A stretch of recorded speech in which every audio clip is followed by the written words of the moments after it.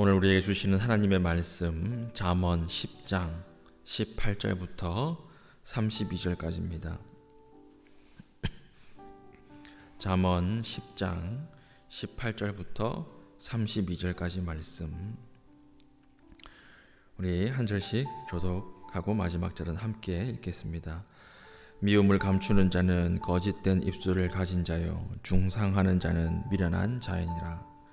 말이 많으면 허물을 면하기 어려우나 그 입술을 제어하는 자는 지혜가 있느니라. 의인의 혀는 순은과 같거니와 악인의 마음은 가치가 적으니라. 의인의 입술은 여러 사람을 교육하나 미련한 자는 지식이 없어 죽느니라. 여호와께서 주시는 복은 사람을 부하게 하고 근심을 겸하여 주지 아니하시느니라. 미련한 자는 행악으로 낙을 삼는 것 같이 명철한 자는 지혜로 낙을 삼느니라. 악인에게는 그의 두려워하는 것이 임하거니와 의인은 그 원하는 것이 이루어지느니라. 회오리 바람이 지나가면 악인은 없어져도 의인은 영원한 기초 같으니라. 게으른 자는 그 부리는 사람에게 마치 이의 식초 같고 눈의 연기 같으니라. 여호와를 경외하면 장수하느니라. 그러나 악인의 수명은 짧아지느니라. 의인의 소망은 즐거움을 이루어도 악인의 소망은 끊어지느니라. 여호와께가 정직한 자에게는 산성이요 행악하는 자에게는 멸망이니라. 의인은 영영이 이동되지 아니하여도 악인은 땅에 거하지 못하게 되느니라.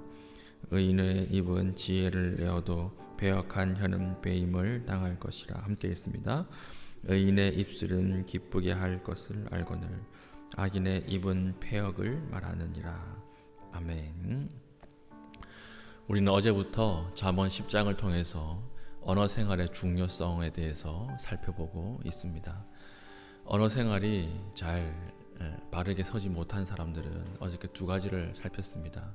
첫째, 그 입에 독을 품고 있기 때문에 언어 생활이 바르지 못한 사람은 자신을 죽일 뿐만 아니라 근처에 있는 이웃의 삶까지도 파멸시킨다라고 하는 것을 나눴었고, 그리고 하나님께서 이 악한 자의 입술을 미워하시기 때문에 언어 생활이 바로 서지 못한 자들은 반드시 멸망한다, 이것을 살폈습니다.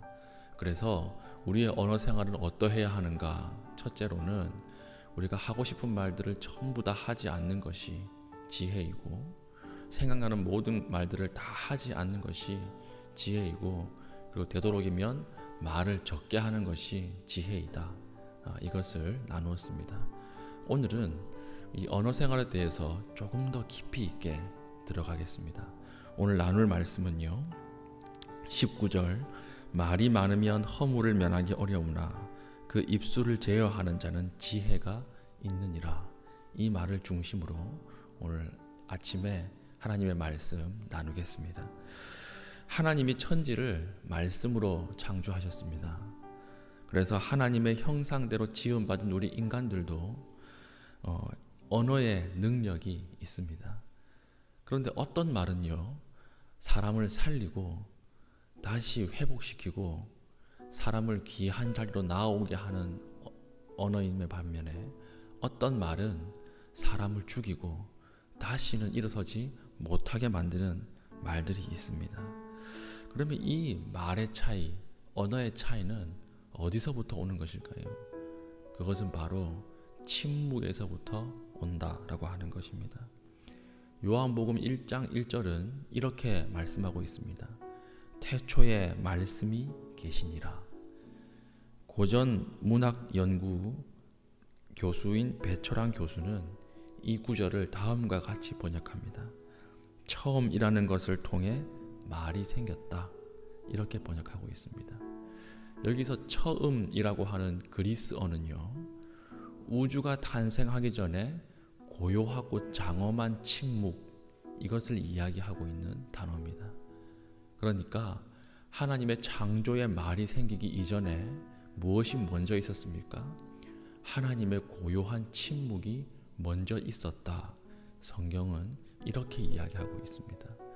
그래서 말과 침묵 중에서 말이 먼저가 아니고 침묵이 먼저고요. 그리고 침묵이라고 하는 것은 말을 만들어내는 어머니와 같다. 이렇게 볼 수가 있는 것입니다.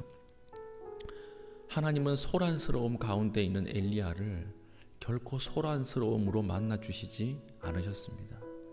하나님은 소란스러움 가운데 있는 엘리야를 고요한 침묵 가운데 만나 주셨습니다. 그래서 성경은 세미한 소리가 있었다 이렇게 이야기하고 있죠. 세미한 소리라고 하는 이 단어는 히브리어 세 가지 단어의 합성어입니다.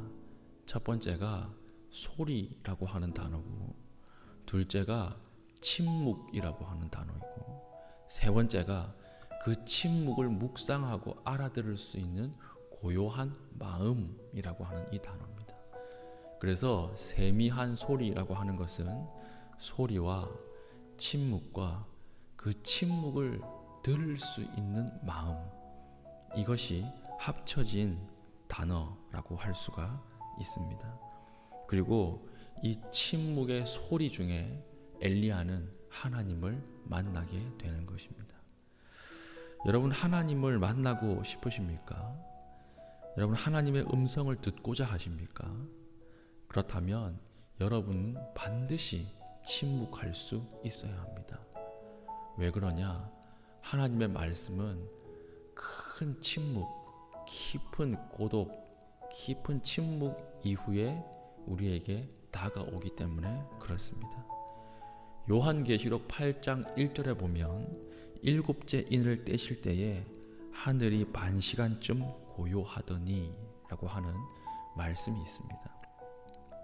첫 번째 인부터 여섯 번째 인까지 모두 개봉한 다음에 마지막 하나님의 장엄한 말씀이 선포되기 이전에 반시간 동안에 고요함이 있었다라고 하는 것입니다. 하나님의 말씀이 들려올 때는 반드시 그 이전에 하나님의 깊은 침묵이 있습니다. 우리는 은혜가 없으면 이 하나님의 침묵을 견디지 못해요. 우리는 하나님의 깊은 은혜가 없으면 이 침묵의 시간을 침묵으로 버텨내지 못합니다. 그래서 말을 함부로 내게 됩니다. 원망하는 말, 하나님을 저주하는 말, 나의 팔자를 저주하는 말, 이 말들로 채워서는 결코 하나님을 만나지 못합니다.